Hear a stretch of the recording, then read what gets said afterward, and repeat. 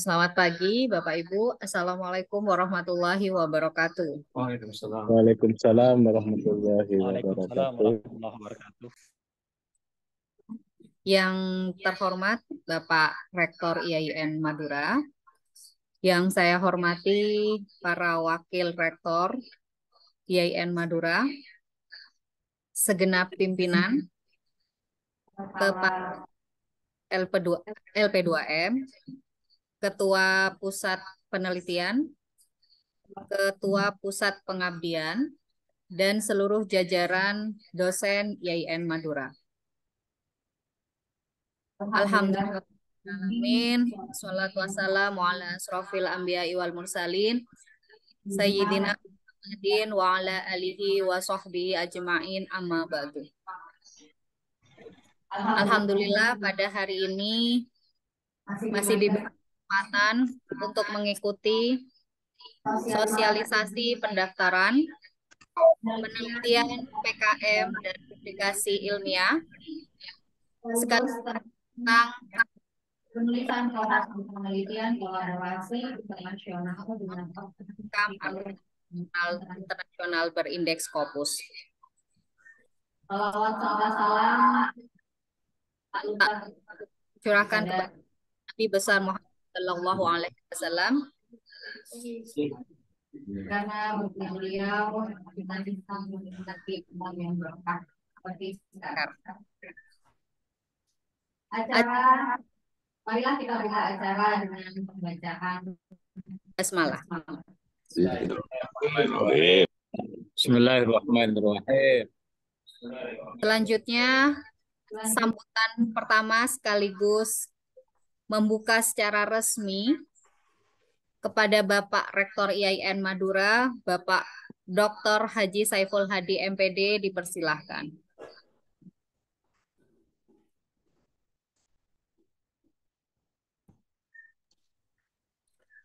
Sekali lagi terima kasih kepada pewara Pak Hafid kalau menyebut begitu ya. Pembawa acara ini. Ada Pak Hafid? Oh, Pak Hafid belum ada. Nah. Assalamualaikum warahmatullahi wabarakatuh. Waalaikumsalam warahmatullahi wabarakatuh. Bismillahirrahmanirrahim. Alhamdulillahirabbil alamin.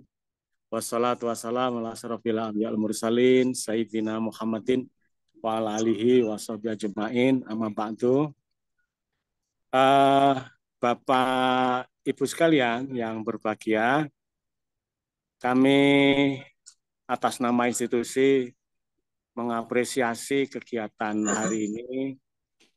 Ini ada kegiatan-kegiatan yang secara maraton berkelanjutan, mulai dari hari Rabu, Kamis, Jumat, dan Sabtu hari ini.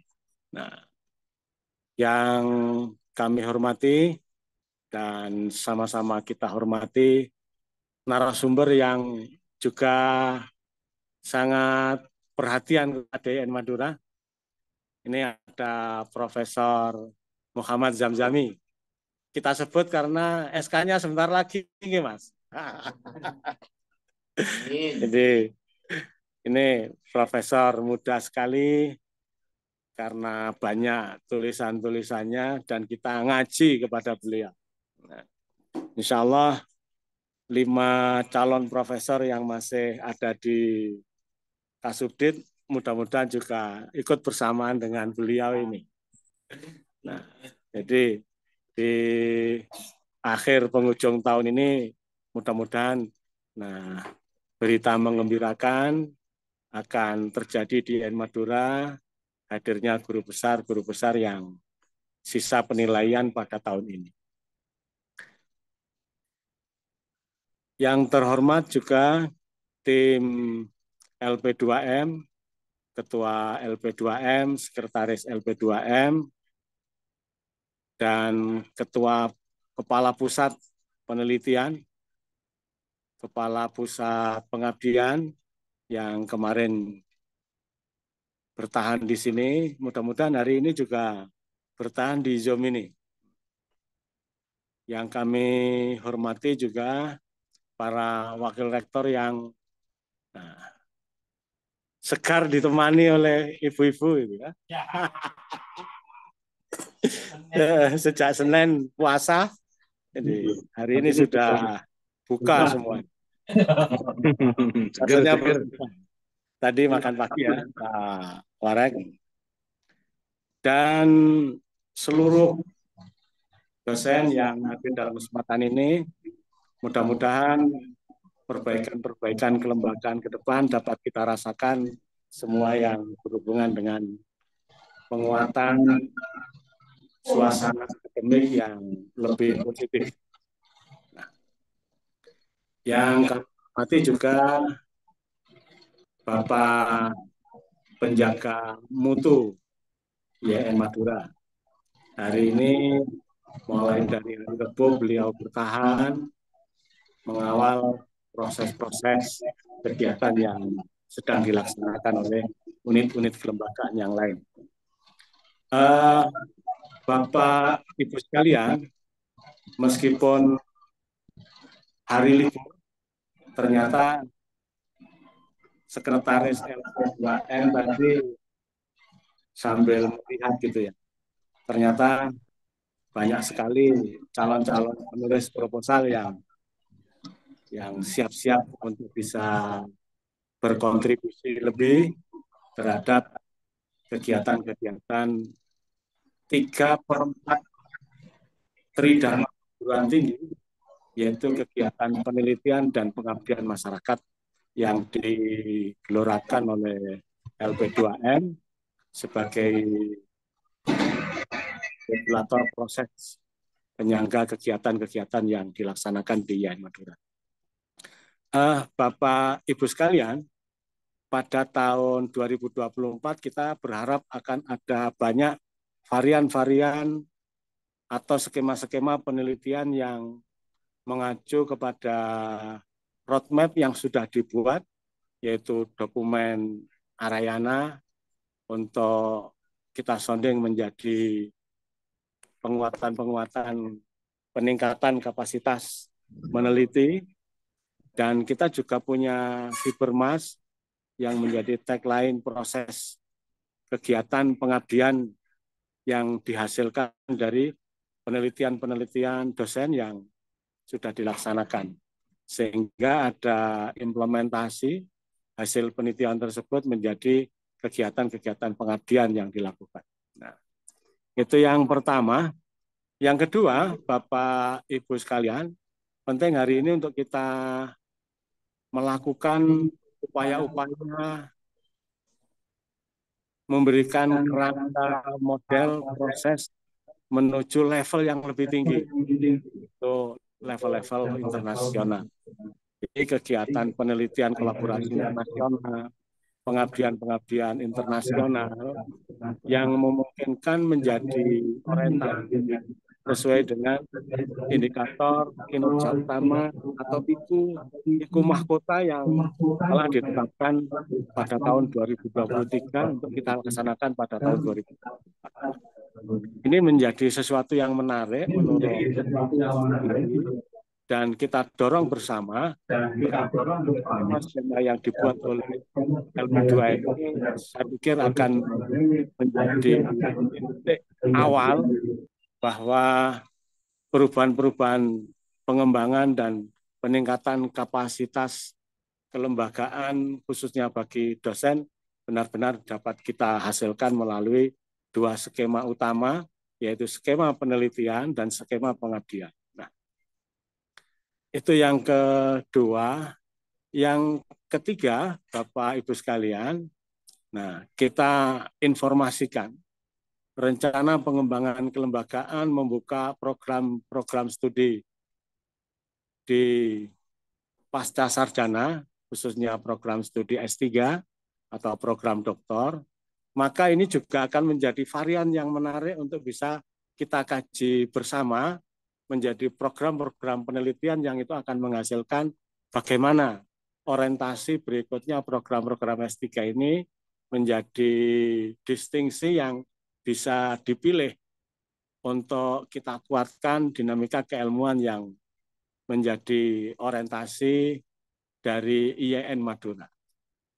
Kita berusaha untuk menancapkan fondasi bahwa kampus IAIN Madura yang kita sebut Tanian Lanjeng Pengembangan Ilmu Pengetahuan Islam Integratif ini menjadi dasar berpikir pengembangan prodi-prodi yang ada di S3 itu menjadi lebih terjemahkan sesuai dengan kebutuhan masyarakat yang ada di sekitar kita, baik yang ada di Madura ataupun yang ada di luar Madura ataupun yang ada di luar.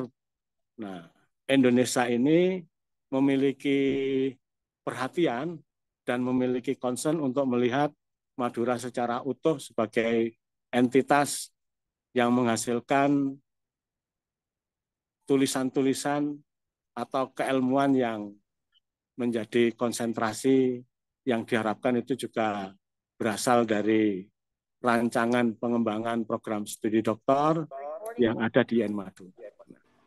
Tentunya Bapak Ibu sekalian, ke depan akan banyak hal gitu ya. Kita berharap bahwa skema-skema yang dibuat oleh LP2M itu dapat mengakomodir semua atau lapisan-lapisan dosen yang ada di IAIN Madura.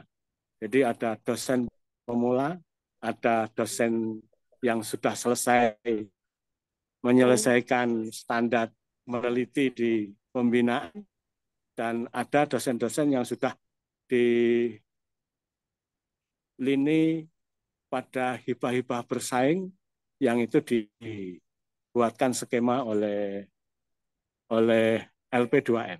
Nah, ada juga dosen-dosen senior yang hari ini diberikan kerangka menjadi guru besar, maka permainannya pun juga ada di lingkup guru besar ini.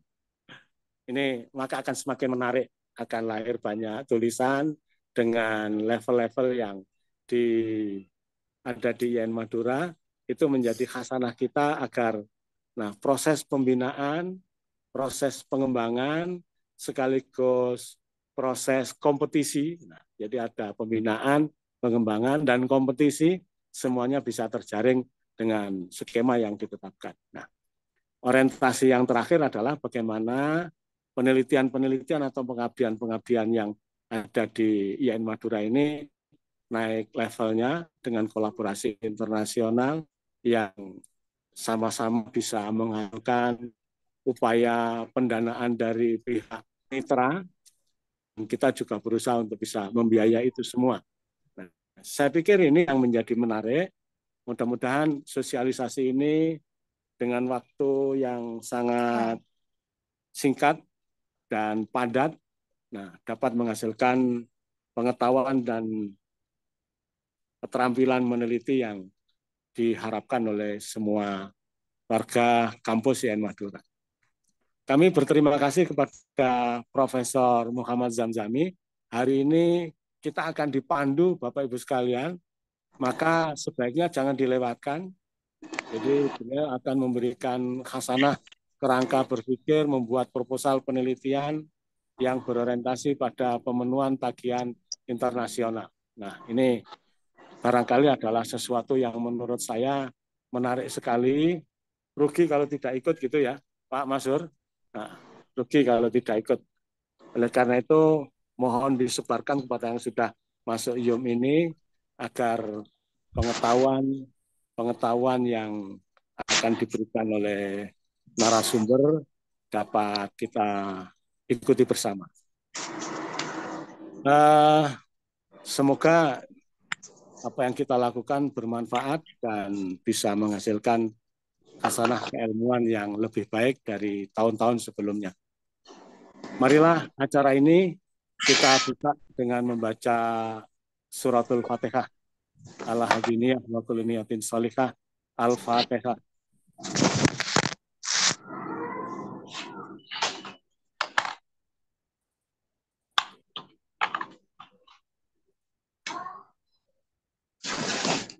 Terima kasih, saya serahkan sepenuhnya kepada Pewara dan LP2M untuk mengatur sirkulasi proses yang ada di Zoom ini. Assalamualaikum warahmatullahi wabarakatuh. Waalaikumsalam warahmatullahi wabarakatuh. Terima kasih kepada Bapak Rektor. Selanjutnya adalah sosialisasi pendaftaran, penelitian PKM dan publikasi ilmiah yang diawali oleh Ketua LP2M. Kepada Bapak Dr. Andes Muhammad Masur Abadi MPhilI dipersilakan. Assalamualaikum warahmatullahi wabarakatuh. Pada Pak Rektor, para warek, dan khususnya kepada narasumber kita, Prof. Jamjami, dan kepada seluruh calon peneliti di BUPTN 2024. Syukur kepada Allah, salawat dan salam kepada Nabi dan Rasulnya. Baiklah, saya singkat saja.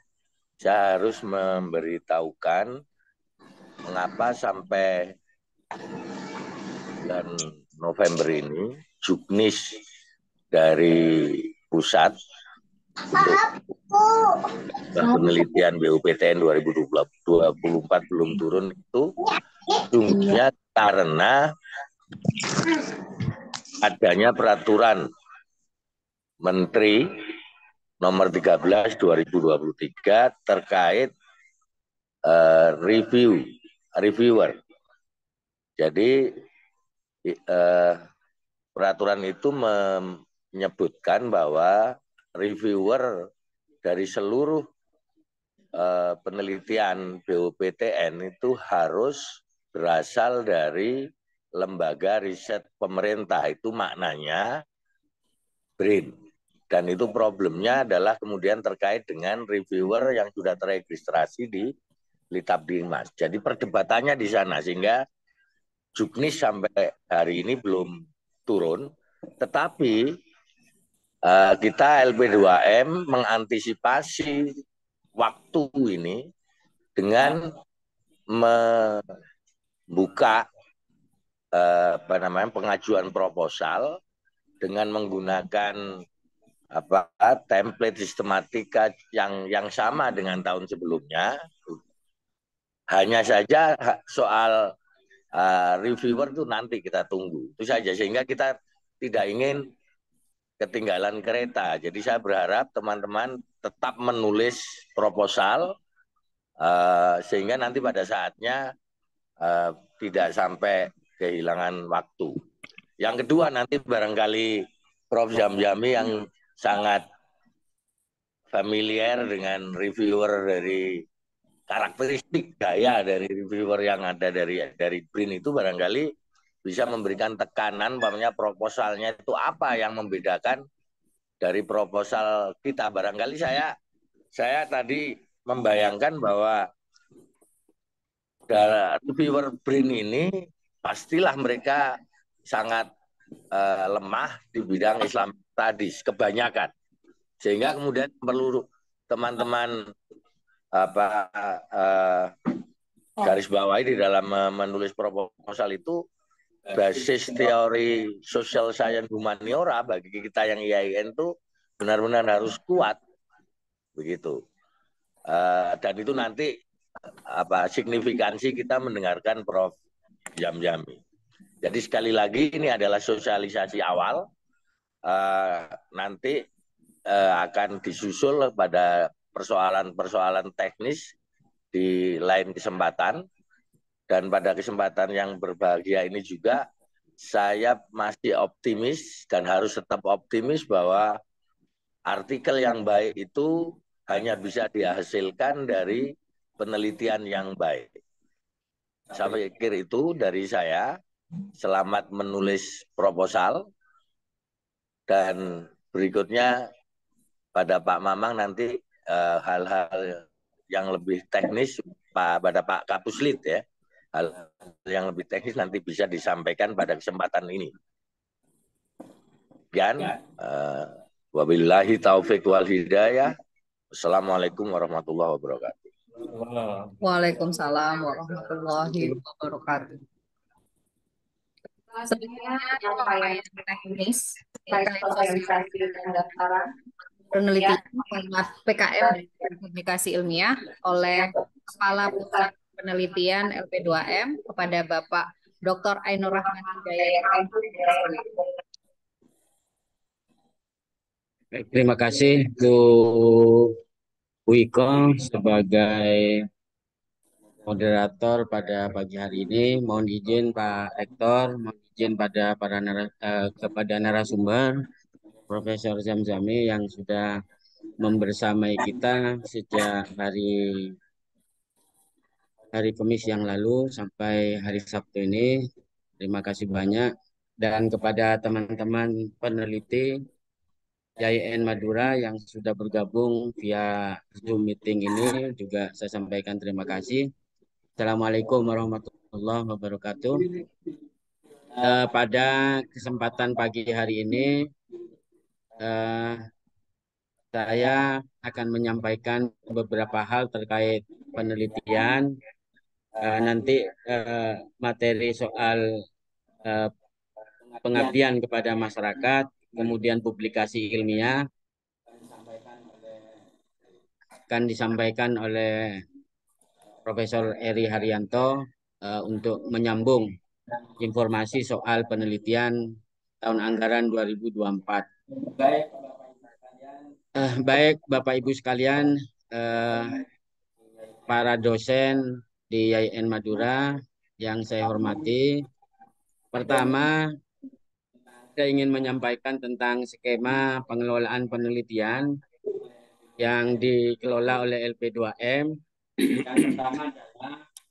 Yang pertama adalah bantuan penelitian dengan skema dana BUPTN berbasis aplikasi Litablimas yang saya kira sudah familiar dipahami oleh para dosen kita sejak Litablimas mulai di launching pada kurang lebih tahun 2018 sampai hari ini.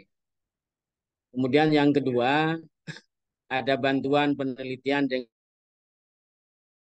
dengan skema dana BIS aplikasi Sipol, aplikasi yang dirancang, dikelola, kemudian dilaksanakan oleh LP2M bekerja sama dengan tim IPD. Mudah-mudahan ke depan aplikasi Sipol sudah setara atau bahkan lebih sempurna gitu dari aplikasi Sipol yang sebelumnya sudah kita gunakan. Kemudian yang ketiga ada bantuan penelitian dengan skema mitra kolaboratif internasional, baik itu berbasis aplikasi Litablimas maupun berbasis Sipol. Nah, nanti tiga skema ini betul-betul akan dikuatkan oleh LP2M, baik pada bidang penelitian, pengabdian maupun publikasi ilmiah. Nah, nanti mohon kepada Profesor Zamzami untuk menguatkan bidang penelitian mitra kolaboratif internasional untuk disampaikan kepada para dosen YIN Madura bagaimana sesungguhnya menyusun proposal sampai tuntas, kemudian pada tahap akhir outcome, yaitu dalam bentuk artikel jurnal internasional bereputasi terindeks Scopus. Kemudian berikutnya, tema penelitian saya kira juga para dosen YIN Madura sudah makin familiar dengan tema kemaduraan.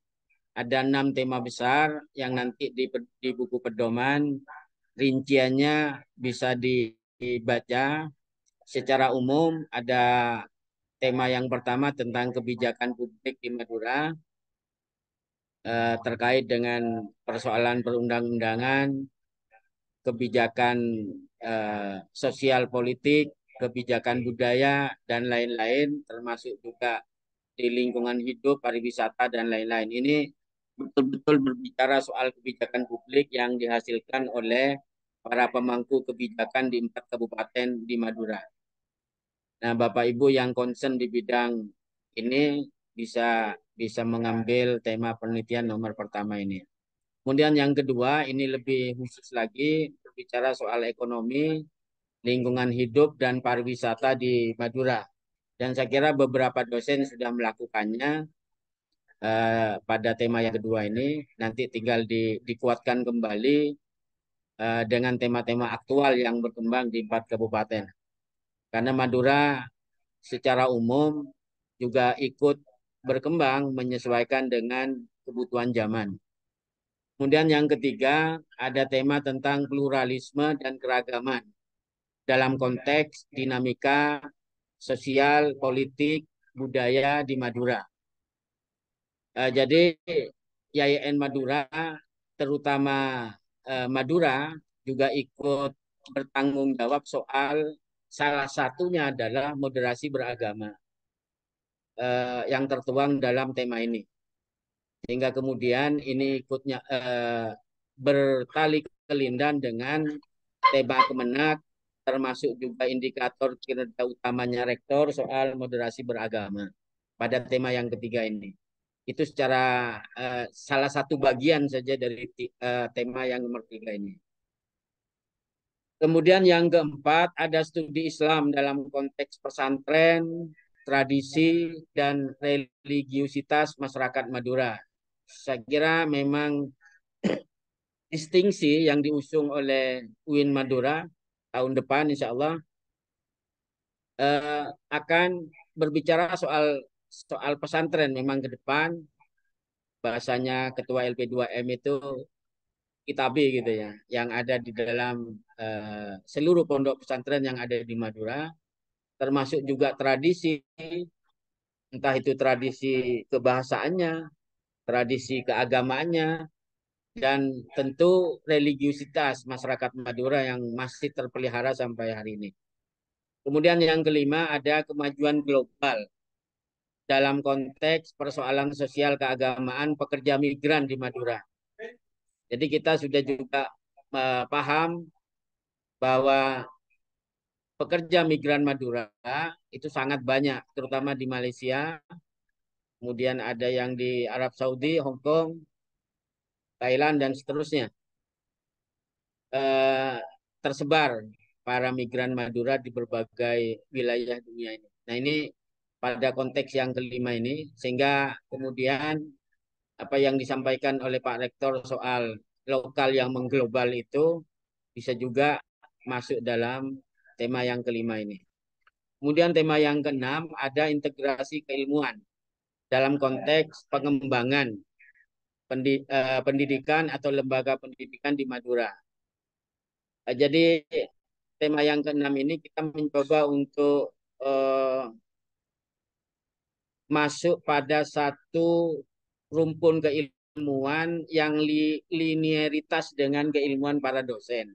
Jadi tidak hanya interdisipliner yang kita urus, kita usung, tetapi pengembangan keilmuan para dosen sesuai dengan bidang ilmunya masing-masing ini ada pada lingkup yang keenam, walaupun nanti harus dikontekskan dengan pengembangan lembaga pendidikan di Madura. Itu secara global, nanti rinciannya bisa Bapak Ibu sekalian perjelas, bisa baca di pedoman penelitian. Berikutnya ada klaster penelitian. Nah, klaster penelitian ini tentu masih bersifat tentatif karena pagu definitifnya kan insya Allah nanti baru bisa kita nikmati pada bulan Maret gitu ya, pada bulan Maret. Tetapi ini usulan ya, usulan LP2M kepada pihak rektorat untuk menyelenggarakan gitu ya, menyelenggarakan klaster penelitian seperti ini, dan itu sudah dibahas ya Pak Mul ya sebagai ketua LP2M dengan Pak Warik 2, Pak Bunai soal RKKL LP2M. Jadi pertama ada penelitian dasar interdisipliner itu dirancang ya. Dirancang ada 8 judul di situ. Kemudian ada penelitian pengembangan pendidikan tinggi. Kemudian ada penelitian terapan pengembangan nasional. Setelah itu ada penelitian kolaborasi antar perguruan tinggi. Yang kelima penelitian kolaborasi global internasional. Ini meneruskan tradisi baik yang sudah dihasilkan oleh para peneliti dalam program Research Leader yang sudah menghasilkan para profesor, ini akan kita tidak lanjuti terus. Karena UIN Madura ke depan pasti membutuhkan lebih banyak lagi para profesor. Nah, sehingga program ini tidak boleh hilang dari program penelitian LP2M. Kemudian yang keenam ada penelitian paten inovasi teknologi. Ini adalah pada bidang kelautan dan pertanian. Ini satu judul ya. Nah, ini mengapa klaster yang nomor 6 ini muncul karena ruh sesungguhnya UIN Madura itu tidak hanya hak kekayaan intelektual tapi juga harus meningkat lebih tinggi kepada penelitian paten dalam bentuk inovasi teknologi. Ini terkait dengan nanti prodi umum eksak maupun prodi umum yang berbasis sosial humaniora.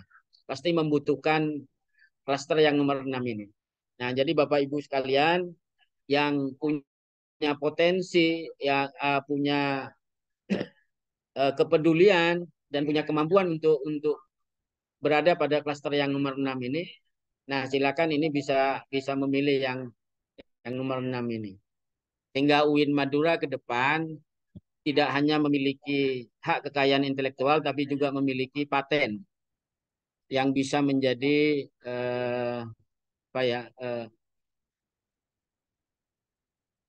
kekayaan intelektual UIN Madura ke depan. Nah, ini beberapa klaster, 6 klaster.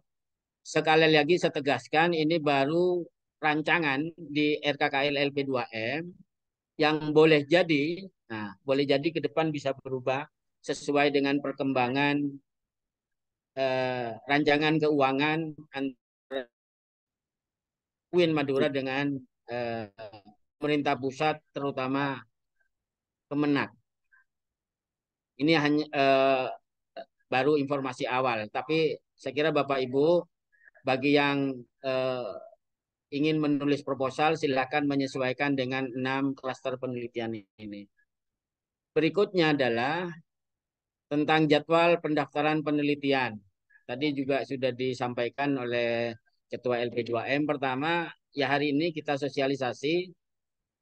Sesungguhnya sosialisasi ini agak akhir tahun karena kita menunggu juknis sebenarnya, juknis dari Kemenak Pusat gitu ya. Cuman karena belum keluar juga sampai pada bulan November, akhirnya kita putuskan biarlah sosialisasi ini kita lakukan sambil menunggu juknis itu turun juga. Nah, gitu. Nah, registrasi proposal dan submit, nanti link submitnya akan disampaikan oleh Profesor Eri sebagai sekretaris di waktu yang lain. Tanggal 20 November 2003 sampai 20 Januari 2024. Jadi Bapak Ibu sekalian, tim para peneliti, tim peneliti, saya sebut tim karena memang ruh penelitian kita hampir tidak ada yang individual kecuali klaster penelitian pembinaan. Nah, tentu tanggal registrasi proposal dan submit ini sangat tentatif mengikuti juknis ya. Misal gitu ya, juknis itu turun pada bulan Desember, tentu ini akan mengikuti jadwal itu. Ini kita berusaha untuk mengambil inisiatif sambil menunggu juknis 2024 turun. Dengan segala persoalan yang sudah disampaikan oleh Ketua LP2M tadi. Kemudian ada program yang perlu kita tindak lanjuti yang sudah dilakukan sebenarnya adalah pelatihan penyusunan proposal bagi Bapak Ibu peneliti yang sudah submit di antara tanggal itu.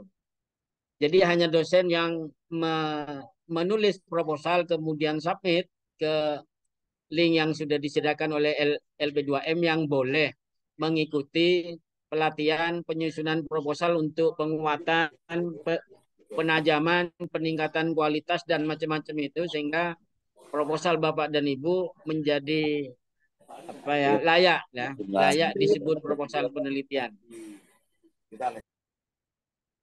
Nah, seberapa yang submit, nah itu nanti akan kita rancang kembali bagaimana teknis pelaksanaan pelatihan penyusunan proposal itu. Kemudian tahap berikutnya seperti biasa yang Bapak Ibu alami bagi yang sudah pernah meneliti, ada penilaian reviewer, ada pengumuman calon nomine, kemudian ada seminar proposal, kemudian ada pengumuman nomine.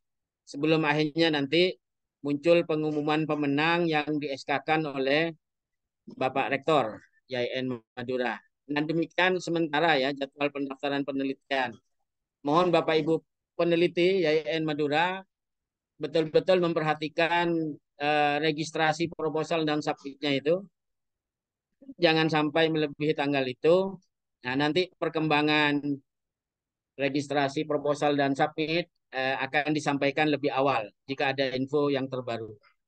Berikutnya adalah mekanisme pemberian sanksi ini, karena bagaimanapun juga mengelola penelitian itu tidak bisa kemudian tanpa ada sanksi soal beberapa hal. Pertama, keterlambatan submit ya. Jadi tadi sudah disampaikan ring waktu. Jadi kalau Bapak Ibu melebihi dari waktu itu tentu sebagus apapun proposal itu kalau sudah melebihi dari batas waktu yang kita tentukan tentu akan kita secara otomatis tidak akan pernah diikut sertakan dalam seluruh proses kegiatan penelitian termasuk tadi pelatihan penulisan proposal. Kemudian yang kedua, proposal Bapak dan Ibu melebihi batas toleransi similarity Turnitin sebesar 35%. Nah, ini mengacu kepada juknis Kemenak ya, 35%. Maka proposal Bapak dan Ibu juga akan didiskualifikasi. Nah, tentu nanti soal standar batas toleransi ini, Bapak dan Ibu harus tetap mengacu kepada standar yang dimiliki oleh LP2M. Jangan pakai standar yang lain. Gitu ya. Jadi ini biasanya seringkali terjadi nih. Dosen merasa turnitinya sudah sangat kecil gitu kan, ketika dicek oleh LP2M ternyata membumbung tinggi gitu. Hampir mencapai langit gitu ya. Kemudian yang ketiga, Bapak Ibu dosen yang saya hormati, bagi para penerima bantuan penelitian tahun anggaran 2021 yang tidak memenuhi kewajiban tagihan outcome sesuai dengan tagihan klaster masing-masing ya, maka mohon maaf kepada Bapak Ibu sekalian, tentu juga tidak diperbolehkan mengajukan proposal penelitian untuk tahun 2024. Jadi kami sudah LP2M sudah berusaha untuk beberapa kali nagih tagihan outcome ini para peneliti 2021. Jadi nanti peneliti 2023 akan kita tagih nanti 2 tahun berikutnya dan seterusnya begitu.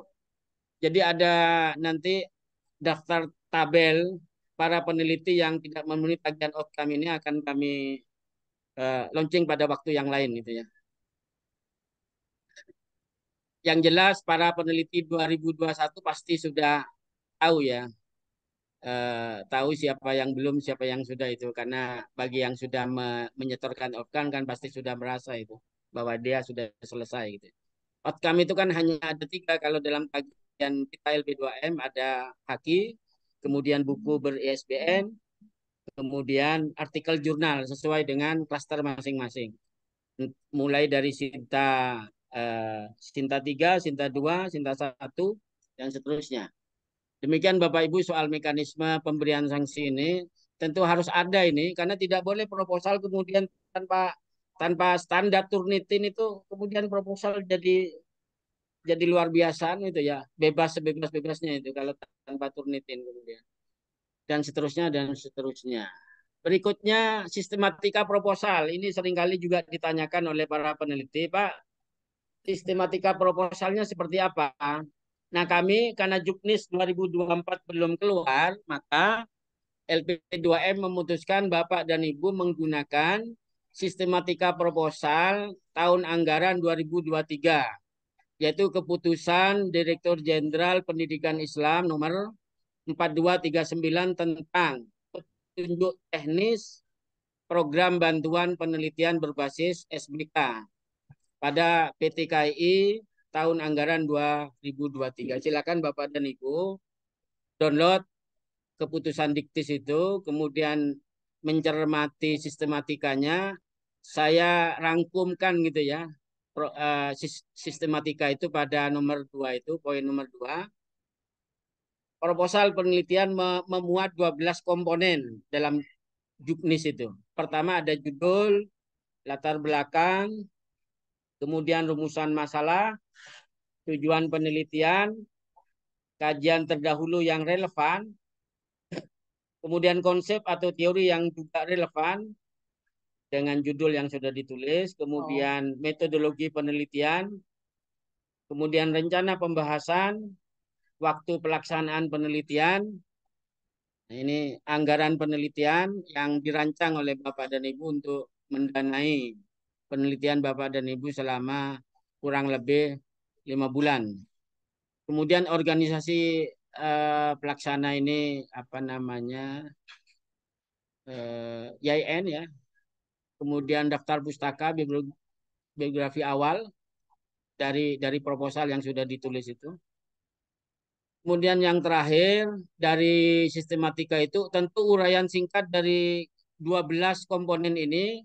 Sekali lagi Bapak dan Ibu download ya keputusan diktis tersebut, karena kalau diuraikan di sini sangat banyak itu ya. Jadi silakan Bapak dan Ibu membaca sendiri uraian detailnya gitu ya. Tapi secara singkat ada 12 komponen itu. Berikutnya adalah, oh sudah terakhir berarti ternyata. Saya kok semangat sekali ternyata. Ini kalau urusan penelitian pasti semangat ini. Karena ada berkatnya ini. Berikutnya mungkin Bu Iko nanti saya mohon kesempatan kepada Sekretaris LP2M Prof. Heri untuk menyampaikan soal PKM dan publikasi ilmiah yang itu satu kesatuan dengan program penelitian LP2M tahun anggaran 2024. Demikian, mohon maaf atas segala kekurangan. Terima kasih waktunya. Saya kembalikan kepada moderator. Assalamualaikum warahmatullahi wabarakatuh. Waalaikumsalam warahmatullahi wabarakatuh. Mungkin materinya bisa di-share di Ya, Bu. chat Zoom ya, Pak ya. Baik, sesuai dengan permintaan Pak Kepala Pusat Penelitian, selanjutnya teknis tentang pengabdian dan publikasi ilmiah yang akan disampaikan oleh Sekretaris LP2M kepada Bapak Profesor Dr. Eri Haryanto. Dipersilahkan. Terima kasih Wara, Bu Iko. Bismillahirrahmanirrahim. Assalamualaikum warahmatullahi wabarakatuh. Alhamdulillah wa syukurillah, la haula wa la quwata illa billah. Sebenarnya standar yang dipakai pada pengabdian itu sama persis seperti yang sudah dijelaskan oleh Kapus Penelitian Bapak Dr. Ainur Rahman, baik terkait dengan waktu, terus teknis ya, juknis itu hampir 90% sama. Begitu juga nanti bahwa LP2M akan memberikan pendampingan kepada calon-calon pengabdi yang akan mengikuti workshop ya. Mungkin nanti akan ada sistem karantina, kita akan ditempatkan pada suatu tempat yang tidak bisa pulang, sehingga kita akan olah semua proposal, baik itu penelitian, pengabdian, atau publikasi ilmiah.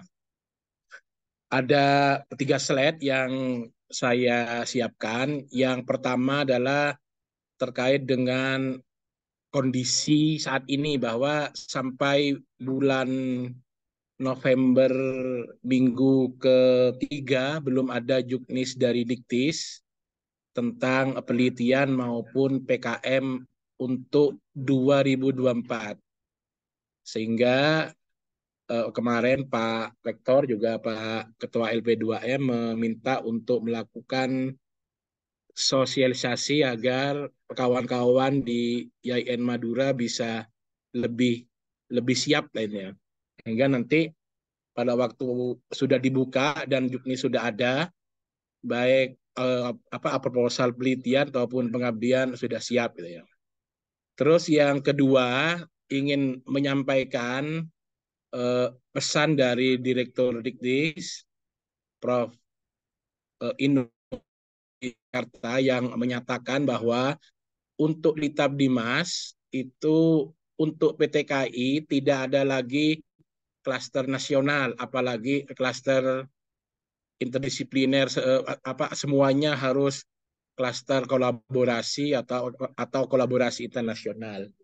Ini kenapa kok dilakukan kegiatan sosialisasi lebih awal agar para dosen di YAIN Madura sudah bersiap, terutama bagi peneliti yang langganan dapat bantuan di tahun-tahun sebelumnya. Ini kan harus naik ya, harus naik kelas ya. Kalau yang biasanya di interdisipliner sekarang naik ke kelas internasional ya. Dan yang kemarin ada di kelas penelitian pengembangan prodi diharapkan sudah naik ke pengembangan nasional ataupun di penelitian internasional. Ini yang diharapkan. Mengapa kami merencanakan menggelar workshop di awal tahun untuk memetakan mana Bapak Ibu yang akan bersaing di SIPOL, di Litab Dimas tingkat Satker ataupun di tingkat Diktis. Terus yang selanjutnya bahwa LP2M sangat mengharapkan adanya kesinambungan. Artinya kalau yang tahun lalu itu penelitian diharapkan dari data penelitian yang didapat oleh peneliti itu bisa dilakukan pengabdian sehingga ada kesinambungan ini yang juga perlu disampaikan kepada Bapak Ibu. Artinya potensi proposal yang itu berasal dari penelitian untuk dijadikan pengabdian berarti sudah punya basis data yang kuat. Ini yang ingin kami sampaikan juga. Kami mulai rancang untuk tahun depan setiap dosen sudah membuat roadmap penelitian mandiri ataupun PKM mandiri ya, atau IKI lah. Indeks kinerja Vidu yang itu akan menjadi salah satu poin dalam penilaian proposal. Ini yang kami rancang dan nanti akan dimasukkan di juknis ataupun pedoman.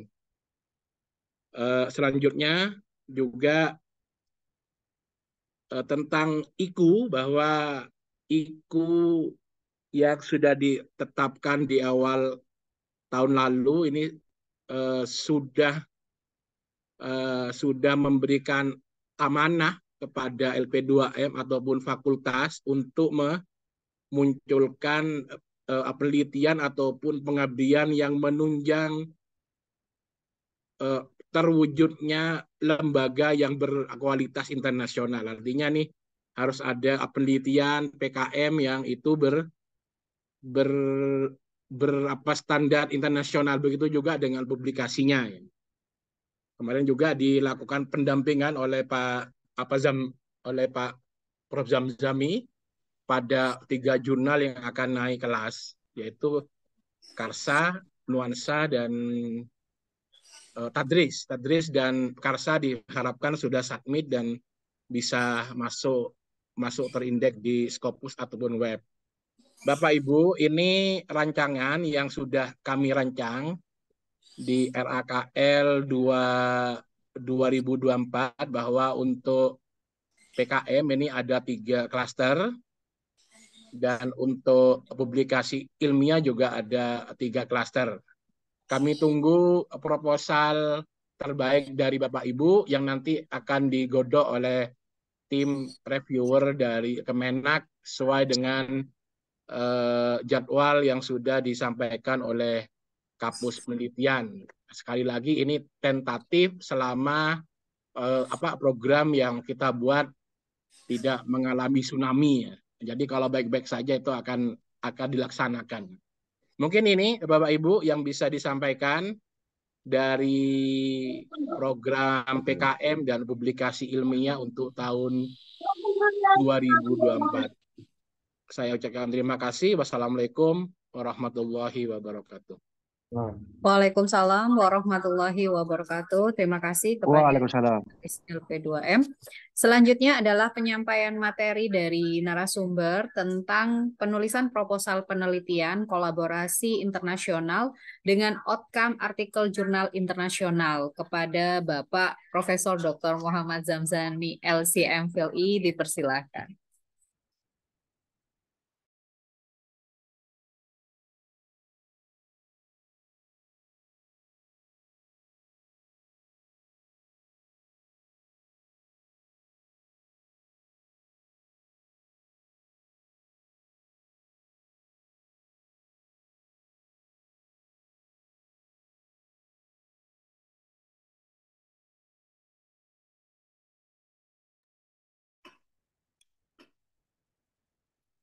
Assalamualaikum warahmatullahi wabarakatuh. Mohon izin yang saya hormati Bapak Rektor IAIN Madura, Bapak Warek, Ketua LP2M, Sekretaris LP2M, Kepala Pusat Penelitian dan DKM, seluruh dosen yang hadir pada hari ini. Mohon izin kami ingin berbagi sharing ilmu ya tentang beberapa pengalaman terakhir yang dalam 1 tahun ini saya diberi kesempatan untuk mereview proposal di IAIN Madura dan saya mendapati ada beberapa hal yang sebenarnya perlu dimaksimalkan. Yang pertama adalah, jadi saya coba untuk tidak mengulang beberapa materi yang disampaikan oleh Prof. Abdul Nasir di sesi kemarin, bahwa beberapa hal yang sifatnya sangat teknis sesuai dengan pengalaman kami mengelola program studi di Fakultas Usuluddin di UINSA, kemudian pengalaman mereview beberapa proposal. Sebenarnya tidak banyak mereview proposal, yang sering mereview artikel ya, dan saya dapati bahwa proses penyusunan pendahuluan artikel itu sebenarnya perlu dimaksimalkan di beberapa kesempatan. Jadi kalau menyusun proposal ini kan sebenarnya ada 5 hal yang perlu kita cermati. Yang pertama adalah memilih dan memilah isu riset sesuai disiplin ilmu yang kita geluti selama ini atau target riset, tema-tema riset tertentu ya. Yang kemudian itu dilanjutkan upaya kita untuk menelusur riset sejenis ya. Riset yang selaras dengan riset yang akan kita tulis, tetapi kita harus menggunakan tools-tools tertentu untuk mendeteksi riset-riset itu. Kemudian dari sana kita bisa mencoba menganalisis gap dan hipotesis ya. Jadi menganalisis gap itu kemudian kita dapati setelah kita menelusur riset-riset sejenis. Kemudian setelah kita menentukan gap riset, kita sudah menyusun objek material, kita harus mencoba memformulasikan objek formal yang sekiranya bisa mengubah model-model riset yang sudah ada. Jadi biasanya materi-materi riset itu kan sebenarnya ada banyak kemiripan. Yang sebenarnya dimainkan adalah objek formalnya atau cara menganalisis kita. Jadi menentukan metode, mengidentifikasi referensi utama dan teori, terus yang terakhir adalah menulis proposal, baru menulis proposal. Saya coba dari awal ya. Saya sebenarnya di beberapa tahun terakhir ini banyak dibantu oleh tools-tools yang membuat susunan proposal kita atau susunan artikel riset kita lebih bagus ya. Walaupun sebenarnya kami pengalaman di penyusunan proposal atau mengajukan proposal ini terakhir saya tahun 2019. Tahun 2019 itu hampir sekitar 4 tahun saya tidak mengajukan proposal sama sekali, juga tidak banyak beraktivitas, tapi memang fokusnya di publikasi. Jadi dokumen-dokumen lama kemudian kita olah kembali dan fokusnya pada publikasi, jadi tidak pada proposal. Jadi hampir tidak banyak berkontestasi dengan proses mendapatkan hibah penelitian. agak capek ya, kalau penelitian agak capek, mending mereview aja yang agak lebih enak review. Dan kalau menyusun disibukkan dengan laporan ya, tapi saya berharap ada laporan keuangan yang agak fleksibel ya di proses-proses yang sudah dilakukan oleh para peneliti di beberapa tahun terakhir. Karena laporan penelitian kan kadang ini ya agak cukup kurang ini ya, kurang oke lah menurut kami di beberapa kali kesempatan. Yang pertama adalah manajemen referensi ya. Jadi tahun 2019-18 itu saya punya pengalaman mendapatkan riset menulis tentang Islam Madhab Surabaya. Jadi saya itu mencoba apa ya? Jadi cerita tentang menulis Islam dalam tanda kutip Madhab Surabaya itu sebenarnya terinspirasi dari tulisan Waryani Fajarianto ya, yang penulis tentang Islam Nusantara dan di launching di IGIS tahun 2016. Kebetulan saya hadir di forum itu dan saya mendapatkan buku yang ditulis oleh Waryani Fajarianto itu saat IGIS 2016 di Balikpapan. Di situ terekam jelas bahwa format integrasi perguruan tinggi Islam yang dari IAIN ke UIN itu sebenarnya dokumennya sangat banyak sekali, terutama dari UIN Jakarta dan UIN Jogja serta UIN Malang ya. Jadi ada banyak narasi yang kemudian ditulis oleh Waryani tentang komunitas dosen-dosen atau akademisi di lingkungan Ciputat. Jadi Islam Madhab Ciputat ada, Islam Madhab Sapen ada, kemudian Islam Madhab Surabaya ini kok nggak ada, Islam Madhab Wonocolo atau dan seterusnya. Sebenarnya itu isinya adalah beberapa pemikiran para dosen, para akademisi yang ada di lingkungan Sapen dan Ciputat yang kemudian mendiskusikan hal itu. Dan kemudian saya terketuk hati saya untuk menulis Islam Madhab dalam tanda kutip Madhab Surabaya, tetapi saya mencoba menganalisis disertasi yang lulus di UIN Sunan Ampel sejak tahun 2004 sampai 2019. Totalnya ada 455 disertasi yang saya urutkan berdasarkan urutan wisudawan per tahun 2004. Jadi saya membongkar segudang-gudang dan banyak hal yang kemudian kita dapatkan dan kemudian kita tulis berdasarkan urutan dan akan saya launching sekitar beberapa minggu ke depan, kira-kira totalnya 800-900 halaman yang isinya seluruh abstrak disertasi, pembimbing, keyword, dan sebagainya. Nah, kenapa saya menceritakan ini? Saya itu menyusun dokumen itu tidak menggunakan manajemen referensi. Akhirnya ketika hari ini kita butuh manajemen referensi, kita butuh dokumen-dokumen yang melis dengan sangat baik rujukan daftar pustaka atau literatur itu akhirnya kemudian kelabakan. Saya mencoba untuk beradaptasi dengan beberapa tools baru, misalnya mengimport misalnya pakai Fosfire ya atau Publish or Perish ya, Publish or Perish itu kemudian kami gunakan. Jadi pada akhirnya dokumen-dokumen yang saya susun tahun 2019 yang kemudian sudah saya cetak, yang akan saya cetak dan akan saya launching beberapa minggu ini, kemudian saya susun kembali satu-satu untuk masuk di Zotero yang ada di laptop saya. Jadi kami mencoba untuk banyak ini ya bikin perpustakaan pribadi lah, kira-kira bikin perpustakaan pribadi. Tapi sayangnya di beberapa tahun dulu itu saya belum sempat beradaptasi dengan manajemen referensi dengan sangat baik. Dan di tahun 2022, 2021 itu saya mulai tersadar bahwa manajemen referensi itu sangat baik sekali ketika kita kemudian menggunakannya dengan sangat baik ya, dengan sangat baik. Jadi yang pertama sebenarnya seluruh dosen kami harapkan, saya mencoba ini ya, mendoktrin bahwa manajemen referensi mutlak harus dilakukan, harus digunakan saat terlepas itu misalnya menggunakan Zotero atau Mendeley. Karena untuk menelusur dan mengoleksi artikel atau bacaan itu memang sangat baik sekali dengan menggunakan manajemen referensi. Kalau saya sering-seringnya Zotero ya, karena cukup familiar dengan Zotero. Dan kenapa kemudian menggunakan manajemen referensi? Karena khawatir misalnya ketika menulis artikel atau melaporkan penelitian ada daftar pustaka siluman.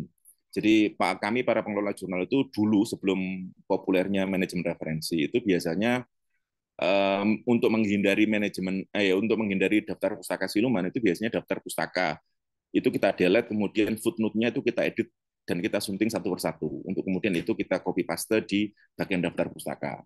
Karena dulu ketika misalnya belum eranya manajemen referensi tahun 2014 2011 ketika saya memulai untuk menyunting artikel itu mengeliminir seperti itu. Nah, sekarang kan kebutuhannya di soal aplikasi atau implementasi manajemen referensi yang mutlak harus digunakan oleh para dosen.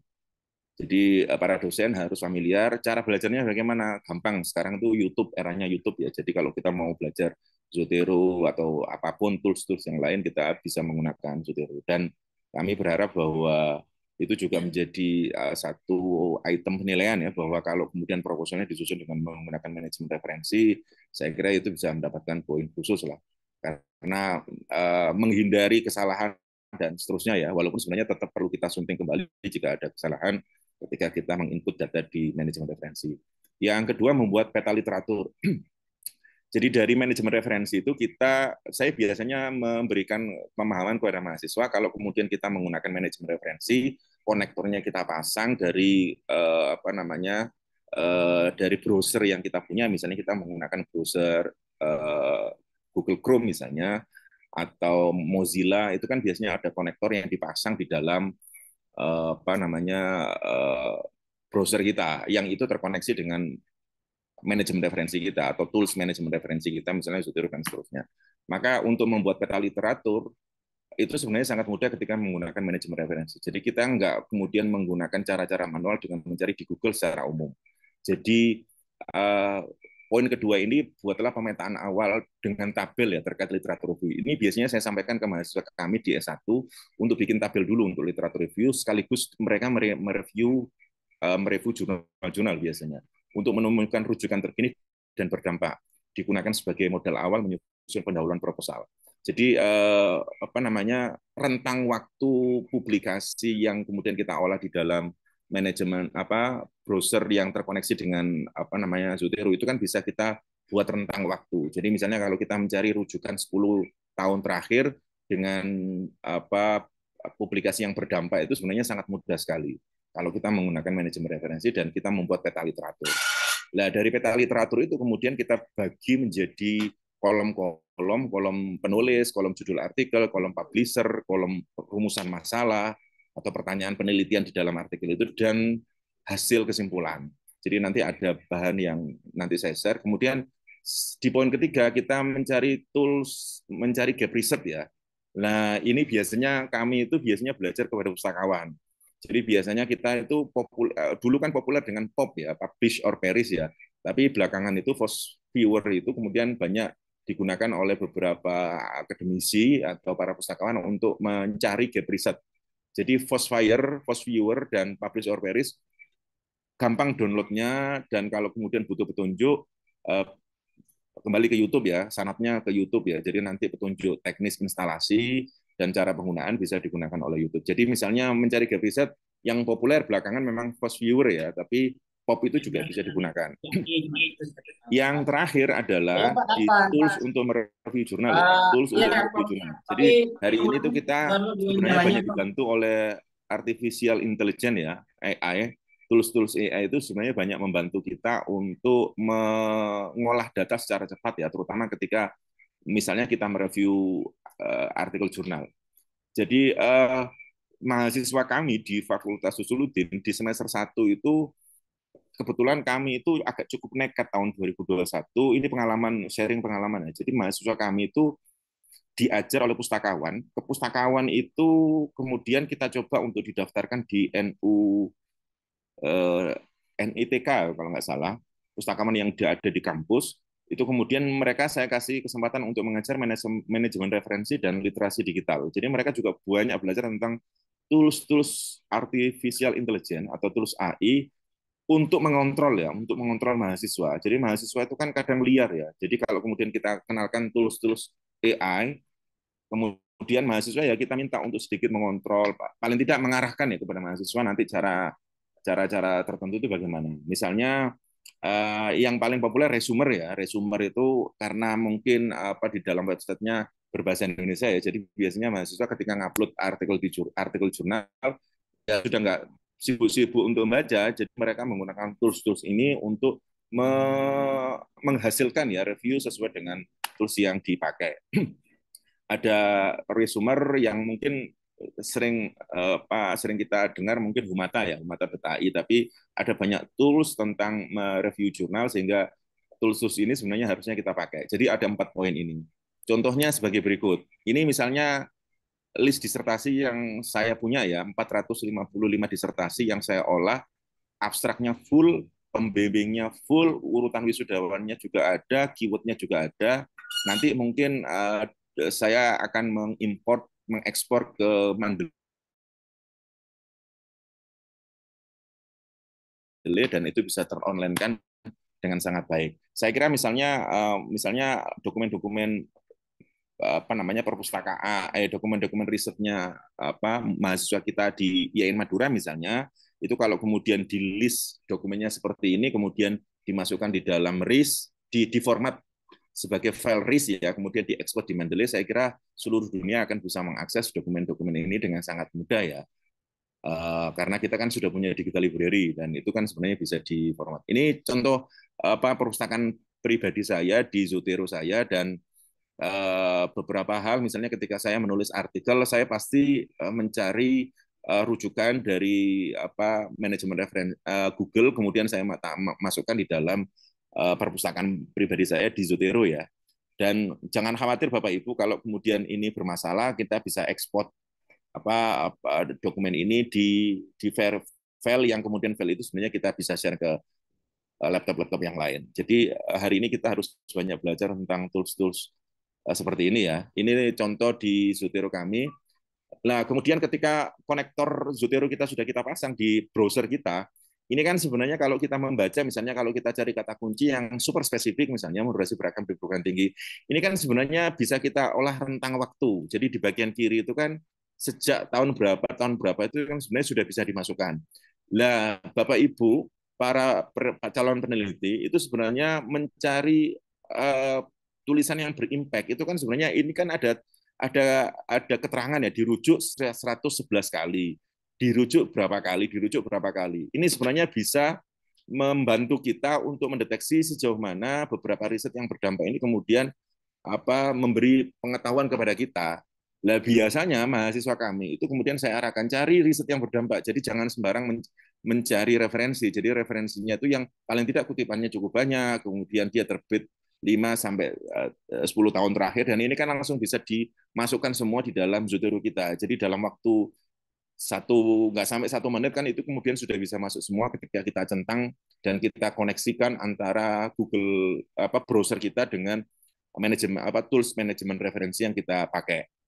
Jadi ini Bapak Ibu ya. Jadi nanti itu misalnya cari rentang waktu tertentu, misalnya biasanya kan kalau jurnal itu kan referensinya itu kan diprioritaskan atau disarankan untuk rentang waktu 10 tahun terkini atau 5 tahun terkini ya.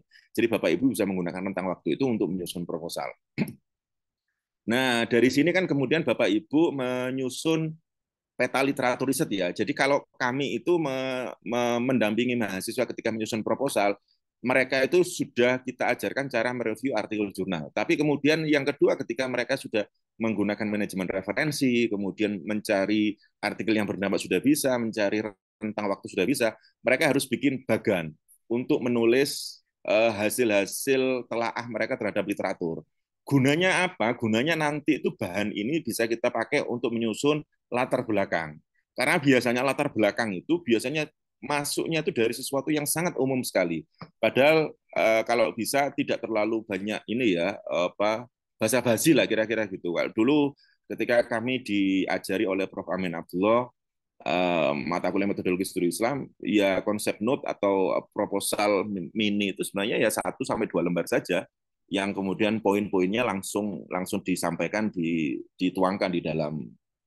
Tapi biasanya kalau kita misalnya belajar tentang mengulas isu apa itu mulainya kadang mulai dari turunnya Islam di Mekah misalnya, kan lama sekali itu, ke bawahnya kan sangat lama sekali lah.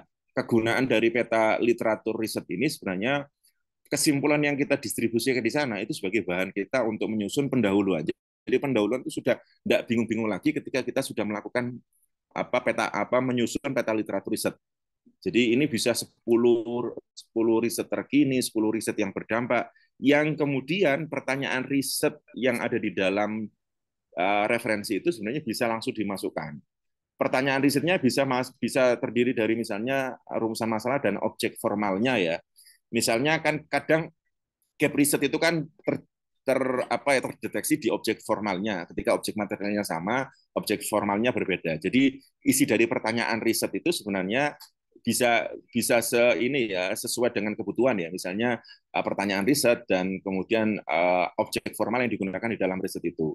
Tapi saran kami sebenarnya ketika pengalaman kami mendeteksi atau membaca beberapa abstrak disertasi di Pascasarjana UIN Sunan Ampel, itu banyak yang menggunakan model-model penelitian dengan objek formal yang agak umum, misalnya kualitatif. Nah, kalau bisa, misalnya review, saya beberapa kali nge-review artikel, misalnya saya menggunakan fenomenologi, tapi fenomenologinya siapa? Gitu. Kalau fenomenologi tertentu, misalnya dengan tertentu, itu biasanya cara kerjanya juga sangat spesifik. Dan itu membantu kita untuk menyusun laporan penelitian di kemudian hari. Nah, kesimpulan ini yang kemudian kita prospek untuk menyusun latar belakang dengan sangat baik. Jadi Bapak Ibu bisa menggunakan pola ini untuk bisa menyusun proposal di dalam latar belakangnya langsung super spesifik ya, langsung super spesifik pada tema-tema yang kita bahas. Nah, ini tools untuk mencari gap riset ya. Jadi biasanya beberapa tahun yang lalu kami belajar POP ya, publish or perish itu sebenarnya dalam rangka mencari gap riset. Tetapi model-model POP ini sebenarnya kemudian berganti ke Force Viewer ya. Force Viewer itu sebenarnya ada gambar-gambar yang menggelembung, misalnya kajian tentang moderasi beragama itu sangat banyak, dan kemudian misalnya perspektif objek formalnya juga bisa dimasukkan, tapi mereka kan menyerap metadatanya kan dari misalnya judul atau keyword yang ada di dalam artikel atau publikasi beberapa akademisi ya, beberapa akademisi. Nah, ini Force Viewer-nya ini ya, contohnya Force Viewer-nya ini. Jadi tools-tools ini sebenarnya nanti bisa di-download Bapak Ibu untuk membantu proposal penelitiannya, dan paling tidak menjadi model kita menjawab pertanyaan reviewer ya, apa gap riset Anda dengan riset sebelumnya. Kalau jenengan kemudian menggunakan tools misalnya Force Viewer atau publish or perish, itu kan sebenarnya bisa memberi kualifikasi tertentu terhadap riset jenengan supaya riset jenengan lebih terlihat novelty-nya ketika menjelaskan dengan model-model seperti ini. Nah, ini bantuan tools mencari ini ya, artikel review jurnal ya. Jadi beberapa tools yang bertebaran di dunia di media sosial kita itu kan banyak ya. Di antara tools ini ada C-Summary ya, C-Summary, kemudian ada Summarize Bot, ada kemudian Resumer ya. Jadi Resumer ini yang paling sering digunakan oleh mahasiswa kami. Jadi mahasiswa kami misalnya ketika mengupload dokumen tertentu ya tinggal masukkan di sini saja. Jadi bahan-bahan yang ada di sini nanti yang kemudian kita olah. Tapi tentu Bapak Ibu yang perlu diperhatikan adalah Bapak Ibu itu harus memparafrase ya hasil resume ini ya, karena saya nggak tahu ya apakah Turnitin hari ini bisa mendeteksi similarity yang menggunakan AI ya. Nah, Bapak Ibu jangan hanya copy paste, tapi Bapak Ibu melakukan proses penyusunan narasinya dengan sangat berbeda dengan apa yang kemudian dibantu oleh tools ya. Jadi kalau kami dulu belajar di Al-Azhar itu biasanya al-mafhum minal kalimat itu kemudian kita susun sendiri. Jadi misalnya kalau kita membaca resume dari tools-tools ini, kemudian kita susun narasi yang sangat khas dari kita gitu. Jadi tentu tapi kita juga harus belajar untuk menarasikan dengan sangat baik. Tapi sejujurnya bahwa nanti ke depan tools-tools AI ini kan kemudian menjadi catatan khusus bagi kami pengelola lembaga atau pengelola prodi, apakah mahasiswa kami itu clear di plagiasinya dan clear di artificial intelligence yang digunakan.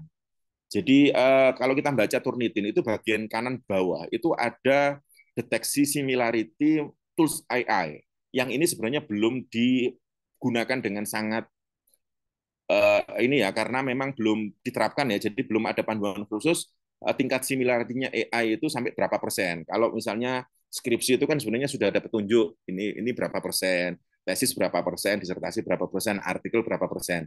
Ini tools AI ini sepertinya belum dipayungi, atau saya mungkin belum mengupdate ya, tapi di dalam fitur Turnitin itu sebenarnya sudah terbaca tingkat similarity AI yang ada di Turnitin. Dan itu ke depan harus diantisipasi agar kemudian ketika kita menggunakan tools AI, itu setidaknya kita menarasikan ulang dengan mengetik kembali.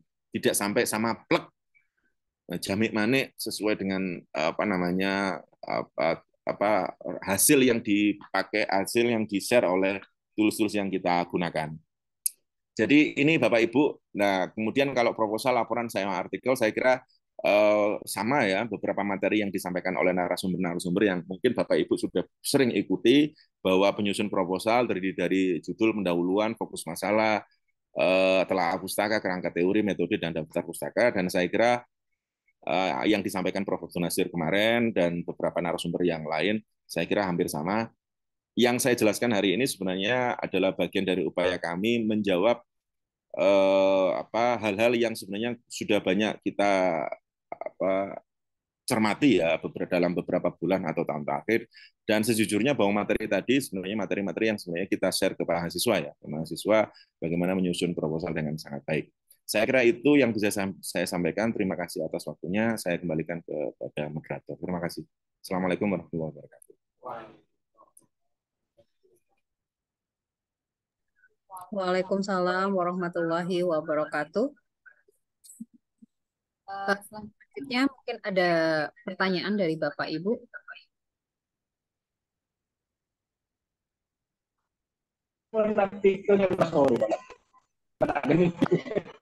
Halo, Bu Iko. Assalamualaikum. Ya, baik Pak Asur. Waalaikumsalam warahmatullahi wabarakatuh. Prof. Yam-Yam ini saya minta untuk diberikan pada para calon peneliti kita, kira-kira tadi seperti saya singgung, gaya-gaya review dari BRIN itu seperti apa, reviewer BRIN, karena saya yakin sepertinya aturan ini pasti akan berlaku begitu. Hal-hal tip-tip apa untuk reviewer yang berasal dari BRIN ini, Prof. Yam-Yami. Terima kasih. Assalamualaikum warahmatullahi wabarakatuh. Waalaikumsalam warahmatullahi wabarakatuh. Silakan Bapak.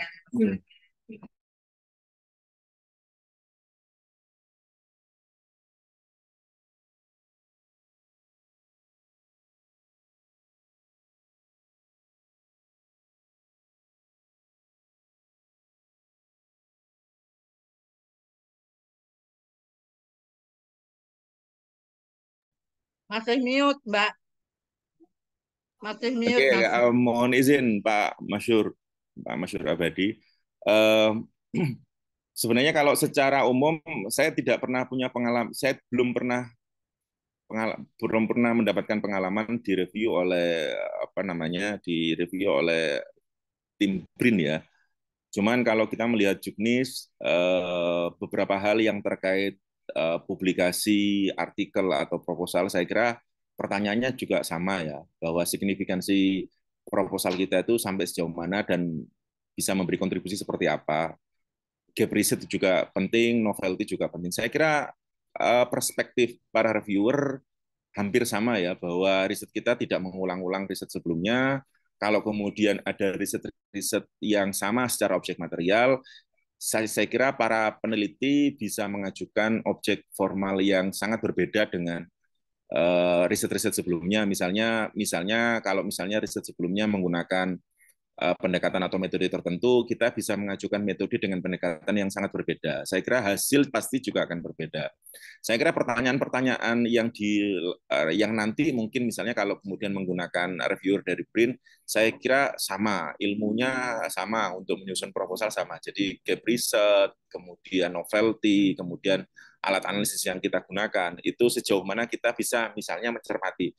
Jadi Bapak Ibu misalnya ketika menyusun proposal, itu metode itu kan kadang nempel saja ya. Jadi kami itu punya pengalaman di Unsur Ampel, proposal itu bagus-bagus. Tapi beda dengan kondisi di Madura. Kondisi di Madura itu kan kayaknya dikawal benar ya proses kemudian menyelesaikan output dari laporan penelitian kepada artikel. Di UINSA tidak ada loss saja gitu. Orang mau ya nggak ada inting-inting ya, nggak ada inting-inting itu maksudnya dititeni kalau kemudian tidak ada output selama 2 tahun terakhir, kemudian dia tidak mendapatkan hibah itu nggak ada di UINSA. Dulu ada eranya Prof. Ali Masud ya, Prof. Ali Masud ketika menjadi ketua LP 2M itu yang diinting-inting laporan penelitiannya aja terlambat itu tahun depannya dia tidak dapat. Tapi kalau output kan tidak. Walaupun sebenarnya hal ini menjadi penting ya bagi kami biar yang dapat riset itu tidak itu saja gitu. Karena misalnya outcome-nya dia tidak melakukan tapi proposalnya bagus, hasilnya tidak bagus. Tapi kembali kepada pertanyaan Pak Masyhur bahwa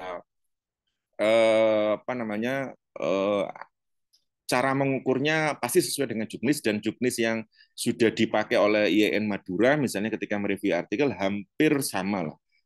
Nggak ada perbedaan yang signifikan ya soal gap, soal novelty, soal signifikansi kajian yang nanti dihantarkan oleh para peneliti. Jadi nggak usah khawatir dengan BRIN ya, BRIN tidak semenakutkan yang kita bayangkan. Jadi kalau kajian Islamic Studies atau kajian budaya kita juga lebih oke kok dari mereka. Saya kira itu Pak Masyhur atas jawabannya. Baik, terima kasih Pak Zamzami.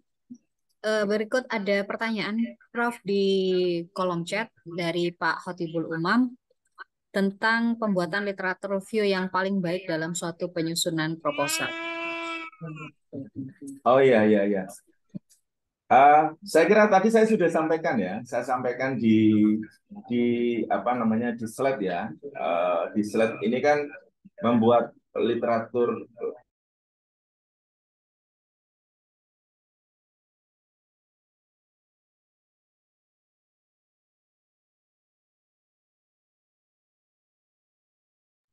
Bu Iko di mute Bu Iko.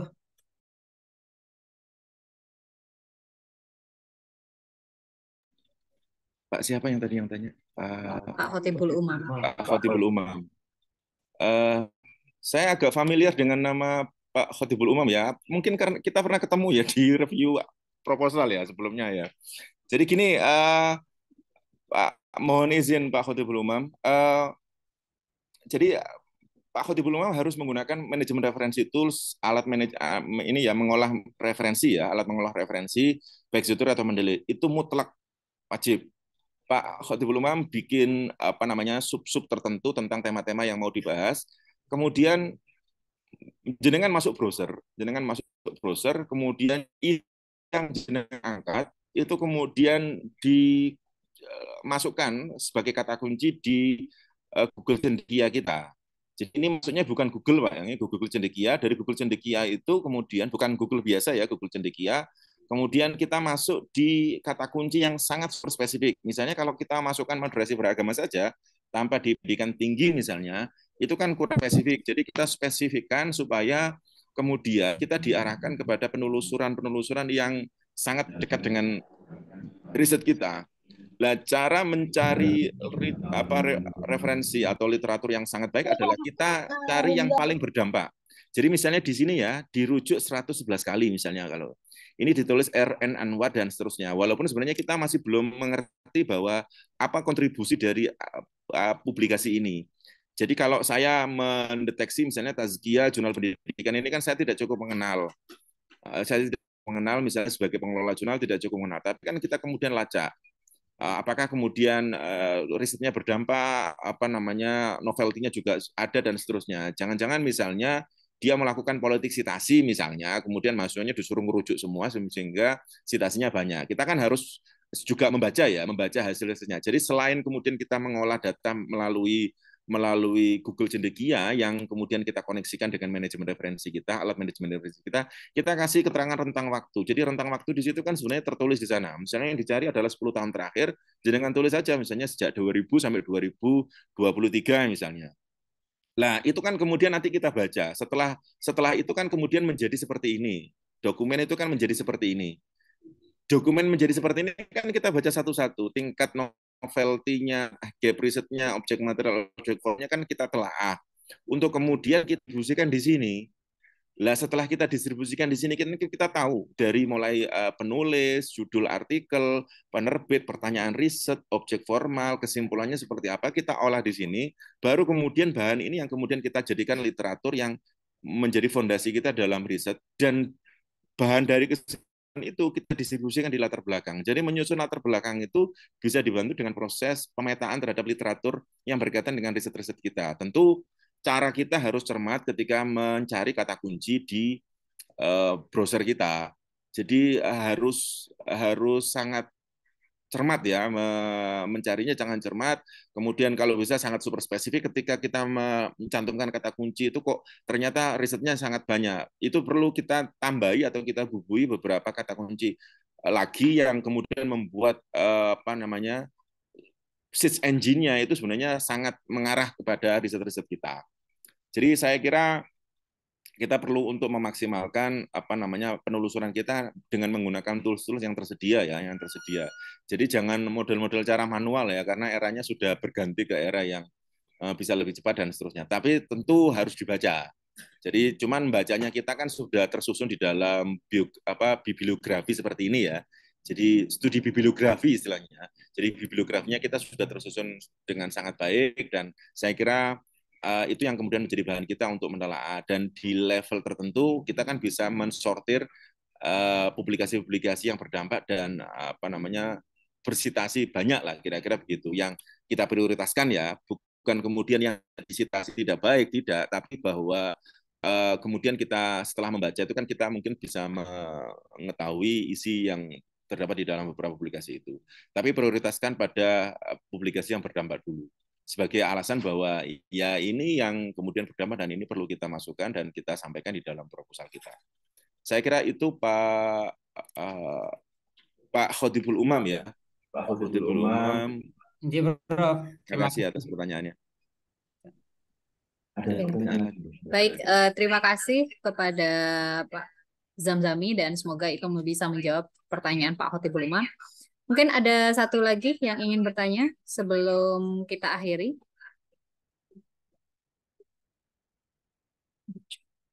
Oke, di chat tidak ada. Sudah tidak ada. Baik, sepertinya sudah sepertinya sudah memahami nih Prof tentang trik atau strategi menulis proposal penelitian, terutama dengan memanfaatkan beberapa tools baik itu dari tools manajemen referensi ataupun tools AI pada saat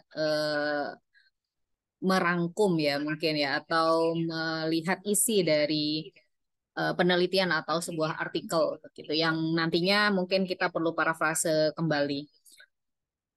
Terima kasih atas atensi Bapak Ibu semua.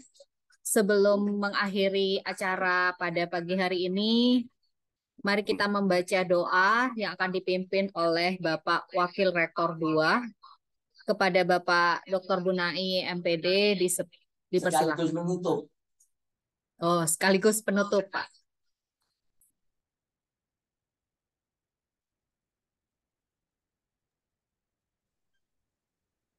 Terima kasih. Mic-nya. Doa kepada Allah Subhanahu wa taala, semoga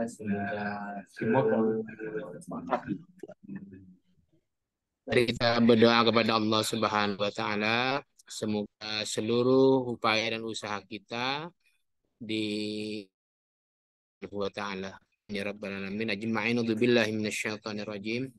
Bismillahirrahmanirrahim. Alhamdulillahirabbil alamin. Allahumma salli wa sallim ala sayyidina wa maulana Muhammad. Allahumma ighfir lana dhunubana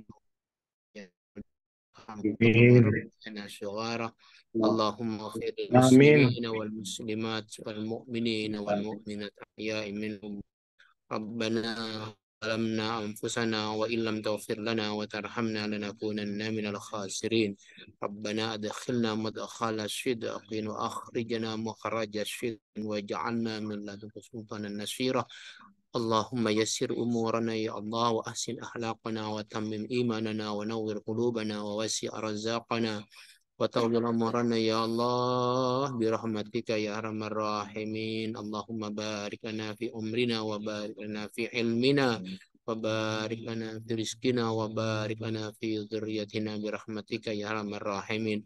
ربنا آتنا في الدنيا حسنة وفي الآخرة حسنة وقنا عذاب النار. صلى الله على سيدنا محمد وعلى آله وصحبه وسلم. سبحان ربك رب العزة عما يصفون وسلام على المرسلين والحمد لله رب العالمين. تقبل منا دعاءنا بكرامة الفاتحة. أعوذ بالله من الشيطان الرجيم. بسم الله الرحمن الرحيم. الحمد لله رب العالمين الرحمن الرحيم مالك يوم الدين. إياك نعبد وإياك نستعين اهدنا الصراط المستقيم صراط الذين أنعمت عليهم غير المغضوب عليهم ولا الضالين. آمين. Terima kasih kepada Bapak Wakil Rektor 2 IAIN Madura. Alhamdulillah seluruh rangkaian acara pada pagi ini telah selesai. Saya selaku pembawa acara mohon maaf jika ada kesalahan kata atau perbuatan yang kurang berkenan di hati Bapak Ibu semua. Akhirul kalam, wassalamualaikum warahmatullahi wabarakatuh. Untuk para peneliti, selamat menulis proposal. Bismillah. Baik, mungkin bisa diaktifkan videonya. Ya, video. Terlebih dahulu. Foto dulu, foto. Wiko, mohon maaf, punya saya nggak bisa kameranya. Oh, baik Pak. Ya, yang bisa Saya saja. coba berkali-kali, ada error dengan Baik,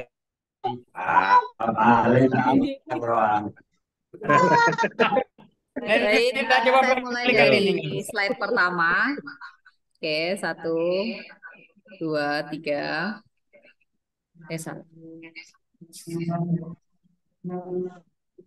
Sip. Saya ada di slide berapa? Slide kedua. Di slide keberapa itu? Tahu Pak. Sudah ya? Sudah. Sip. Terima kasih. Dua aja. Kundoro. Ya. Sudah live Pak. Terima kasih Bapak Ibu. Alhamdulillah. Monggo siap-siap Bapak Ibu masih sampai